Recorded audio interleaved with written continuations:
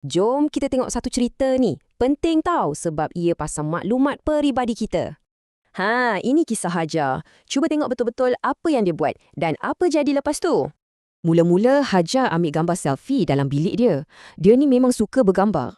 Lepas tu dia kongsi gambar dan lokasi, siap bagi tahu mak ayah dia tak ada kat rumah. Aduh, bahayanya. Ada orang jahat nampak, terus dia cuba pecah masuk rumah Hajar. Nasib baik jiran dia nampak, cepat-cepat telefon polis dan pencuri tu pun kena tangkap. Hajar pun menyesal sangat. Dia belajar satu benda penting, kena selalu beringat dan hati-hati. Jadi, apa yang bahaya sangat tu? Kenapa tak boleh kongsi semua benda online, kan? Sebabnya orang jahat boleh tahu kita kat mana. Lagi-lagi bila kita sorang-sorang je kat rumah. Tahu tak, cerita tadi tu boleh jadi karangan tau. Jom kita cuba buat rangka karangan. Setiap cerita mesti ada 3 bahagian. Permulaan, perkembangan dan penamat. Senang je kan? Okey, jom tengok bahagian pertama. Kita panggil ia permulaan.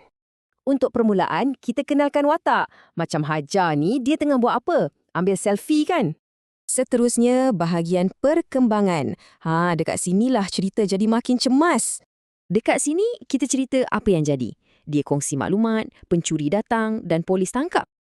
Dan yang terakhir, mestilah penamat. Macam mana cerita ni habis? Untuk penamat, kita cerita kesudahannya. Hajar insaf dan belajar jadi lebih berhati-hati. Nampak tak? Senang je sebenarnya kan? Awak semua pun mesti boleh buat cerita macam ni. Sekarang giliran awak pula. Jom sama-sama cuba bina draft karangan untuk cerita ni.